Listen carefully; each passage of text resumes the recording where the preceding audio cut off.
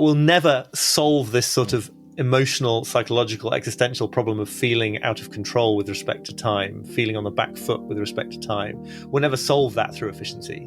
You can only solve that, if you can solve it at all, by reconciling yourself to the situation, deciding to focus on a few things, letting a whole lot of other stuff fall by the wayside. There isn't a technique or a technology for getting on top of time and mastering time in that way, because time always wins that battle in the end, I guess. Hello, and welcome to a distilled version of the Examined Life podcast. In these short episodes, I'll be pulling together some of the insights from previous conversations. Today, I'm reaching back into the archive from last year and bringing back the voice of Oliver Burkeman. Oliver has just released a new book called Meditations for Mortals, which I think is excellent and resonates very much with some of the things we talked about in our conversation last year. Oliver's writing sits loosely within the genre of self-help, but I don't think that label adequately captures what he's trying to do. In this episode, you'll hear Oliver talk about how we relate to time and how to inhabit it in a more life-giving way. I hope you enjoy listening. If you're anything like me, you are in a hurry a lot of the time. Just generally speaking, there's too much to do in every sphere of life. Work, family, leisure, the house, friends. The demands are infinite, and you need to hurry if you have any hope of getting ahead of the infinite demands that are in front of you. This way of operating is highly stressful, and it's liable to lead to error. In fact, for me, it frequently does. And there's an extent to which this sense of hurry up is about my stage in life. I'm middle-aged, I've got kids, a career, lots of things to juggle, and it makes time feel very pressurized. But there's also this kind of cultural delusion at work, which is partly the gift of technology, luring us into thinking that we can somehow get some purchase on time, get ahead of time. Oliver explains this here. We get more and more ways in which I think we are encouraged to believe that the moment at which we could transcend our limitations is just around the corner. So that sort of the acceleration in technology is just like, the internet, email, whatever, social media, mobile internet. It has this effect of, it feels like we're really close to being sort of gods in all sorts of contexts. And so, when you can be updated on what's happening 4,000 miles away in less than a second, it becomes all the more frustrating that, you can't sort of make a traffic jam go at the speed you wish it was going. I give this example in the book about why it's more frustrating to wait 2 minutes for a microwave than it is for something you've put in the oven for 2 hours.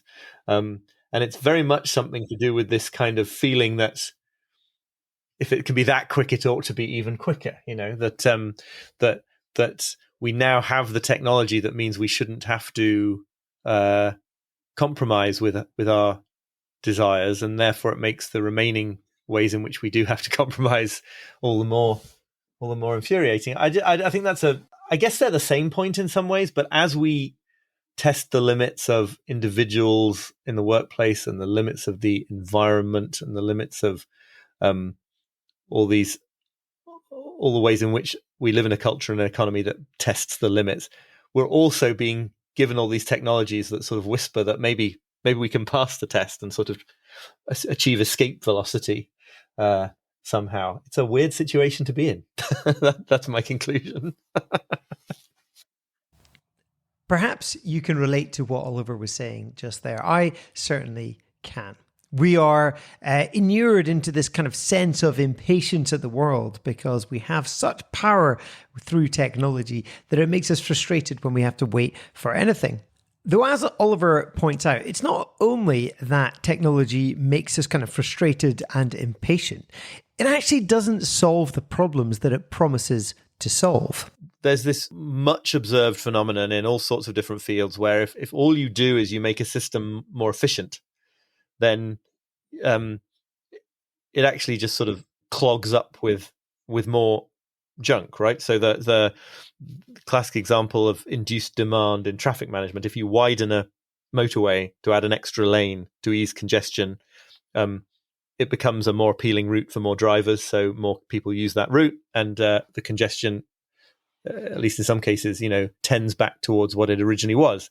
You mentioned washing machines. There's really good historical work to suggest that housewives in early 20th century America and Britain who started to get these machines didn't save any time at all, because the standards of cleanliness to which they were held by the culture just rose to offset the benefits. It's there in Parkinson's law, the idea that the work expands to fill the time available. And I think the general point here, the sort of abstract point, is something like, we are these finite creatures facing hypothetically infinite numbers of emails we could send, infinite levels of household cleanliness to which we could in principle aspire, infinite levels of speed of a motorway that you could imagine, right? And in all these cases, if you just use efficiency to try to get through that infinite supply, well, you're never going to get through it, because it's an infinite supply. So more and more inputs kind of rush in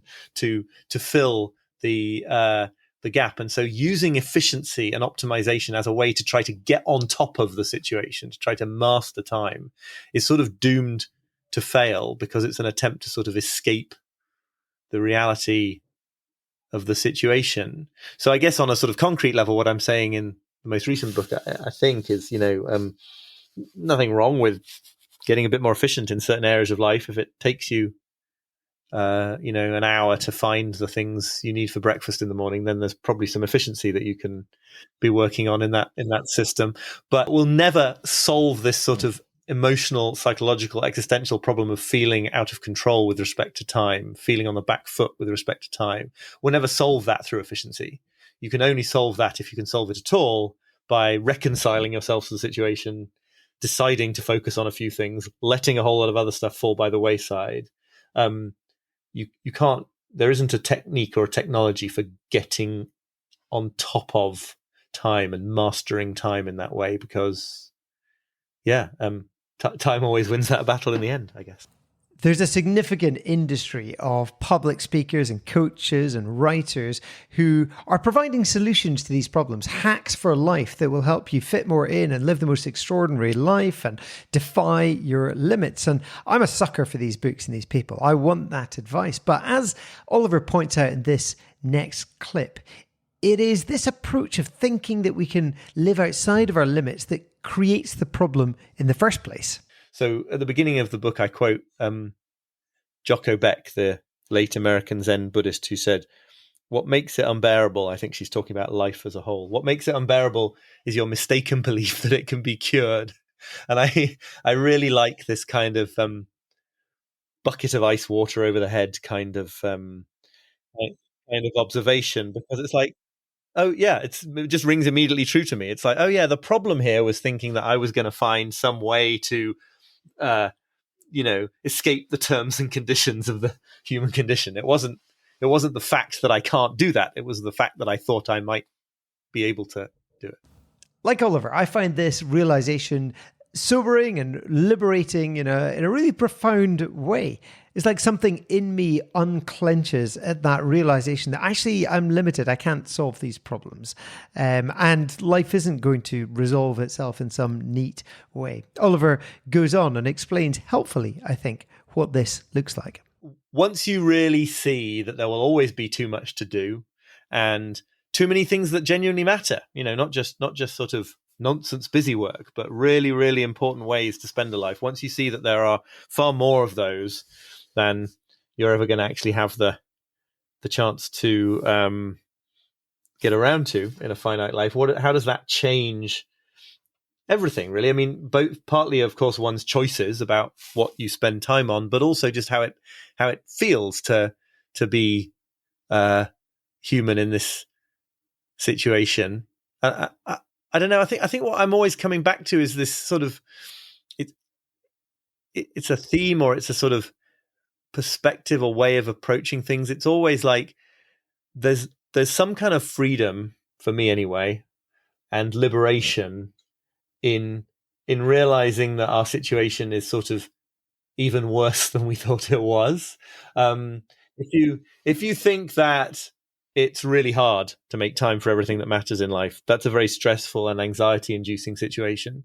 If you see that it's completely impossible to make time for everything that feels like it matters in life, that's not so stressful, because like you have surrendered to reality in some important way. You've accepted that things are the way they are, and from then on,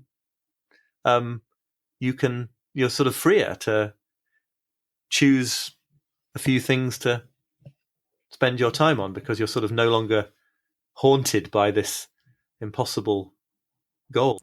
There's a sense in which Oliver disabusing us of this idea that we can manage more than we possibly can, that we will win the race against time, leaves me thinking, well, what do I want to do with the time that I have? How can I maximize it and do more of the things that I really want to do? Though that way of thinking doesn't really get to the heart of what Oliver is trying to say. I've noticed sometimes a sort of a response to the title of my book, 4,000 Weeks, which is extremely approximately the lifespan of a human being in the West these days. There's a sort of reaction you can have to that, which is like, yeah, that's terrifying. And as a result, I've got to try to cram every remaining week that I've got with the most extraordinary stuff, and go like, base jumping every weekend, and do extreme sports, and like live a completely remarkable life that's really different to how other people. And there's that whole ethos in the culture of like, seize the day, meaning, be extraordinary, do more than anyone else, do more extraordinary things than anyone else. And that is, there's nothing wrong with doing things that are extraordinary if they are actually the things you want to do. But that reaction always strikes me as a sort of a halfway, like you've got halfway to what I'm trying to say, right? Which is like in the desire to cram life with more and more stuff, which is what efficiency is, right? Whether it can be efficiency of workload or efficiency of getting through thrilling experiences or something. But in that desire to cram all this stuff in, there is still a desire to somehow like gain the upper hand over time, to somehow win this battle, and if not achieve immortality, then at least sort of achieve immortality by other means, which is, if you can't live forever, you can try to do an infinite amount with the time that you do have. And I think both of those are just different versions of the same mistake, right? And actually I hope that there is something, and I've found that there's something very relaxing about really getting inside the idea of limitation. It isn't like, oh, now I've got to find even better techniques to counter this limitation. It's like, oh, this is how it is, and this is the ground from which I can do some interesting and meaningful and hopefully helpful things with my time. And it's this question of what is the meaningful, significant thing I can do with my time that often has us tied up in knots. How can I make the most impact, be the best version of myself or whatever? That can be, fairly stressful. It puts quite a lot of pressure on what we do choose to do. And within that mode of thinking, Oliver offers a kind of thought on cosmic insignificance that releases you from that burden. I'll let him explain it here. I think there's all sorts of ways to use this idea of one's own insignificance, but certainly one of them is the sense that the decisions that tend to haunt us and leave us mired in indecision are it's very useful to realize how little difference they'll make to the run of things. The other is just that, there is this cultural message that we've spoken about, the idea that a meaningful life is an extraordinary one or a very noteworthy one. And if you sort of zoom out to cosmic time, you see that there's a sort of flattening of the difference between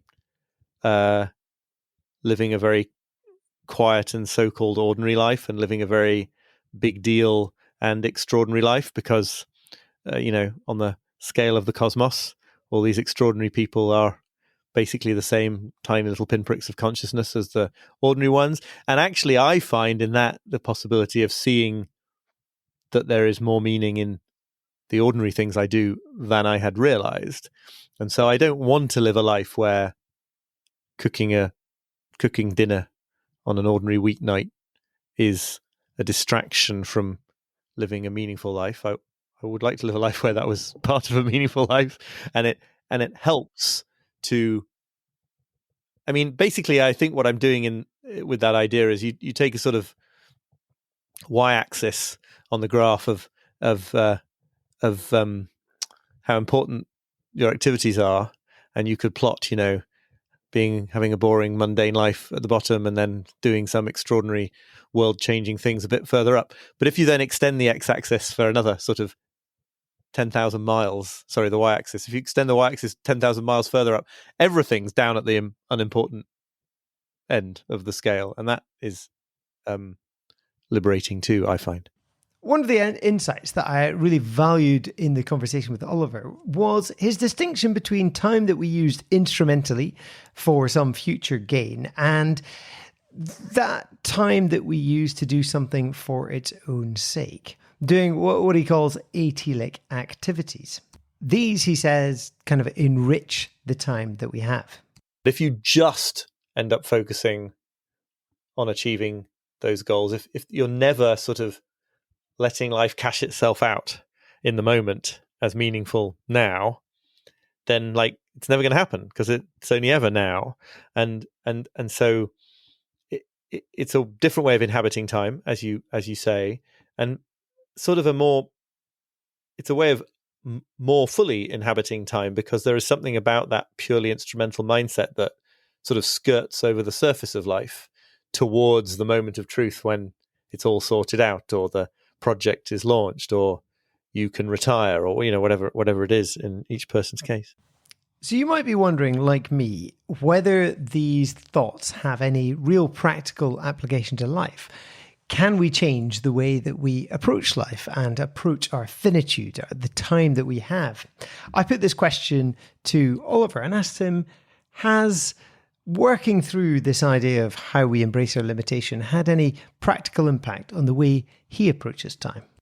The thing I am always trying to do, I think, and I think I do more successfully than I used to, is to let go of a certain kind of need for control or for comprehensive productivity, for the idea that I'm going to be able to fit everything in, for the idea that it's absolutely terrible if anybody out there is disappointed in me or impatient with me or wishes that I was doing something that I'm not doing, and to just sort of stay more aware more of the time of the real situation, which is that every single moment that I'm doing anything, I'm saying no to a million other things in that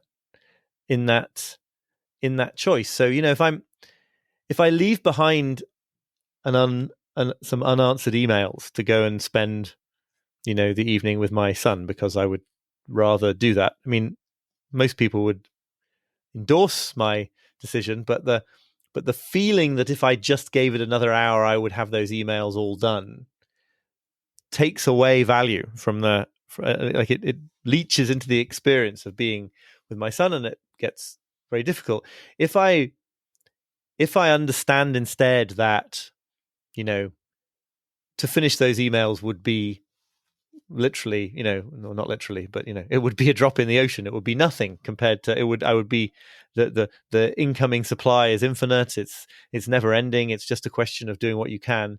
Then I'm sort of freed from the tyranny of that thought about what else I ought to be doing, and more able to be present in that moment. So, in fact, when we stop speaking in a little while, I'm going to go down and start making dinner, and there are various urgent emails, or emails that the people who sent them consider to be urgent, in my inbox. And I don't mean to be callous towards those people, and I do try ultimately to work with their agendas too whenever I can. But it's just this understanding that there's no way of winning here, right? It's like the only way of winning, the only way to win is not to play the game, or whatever. It's like there's no hope of keeping everybody or all parts of me perhaps happy here, and that's wonderful. That's like a huge release from a burden. Yeah. Well, I hope you've enjoyed listening to this distilled version of my conversation with Oliver Burkeman. I found it really helpful to return to Oliver's points. They are, for me, always relevant and maybe increasingly so.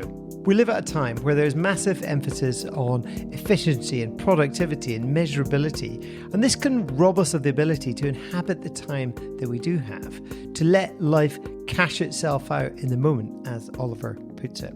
I'm very grateful for his wisdom and observations, and I recommend to you his new book, Meditations for Mortals. I, for one, have found it really helpful. Thank you for listening, and as ever, please do rate and review the podcast wherever you find it.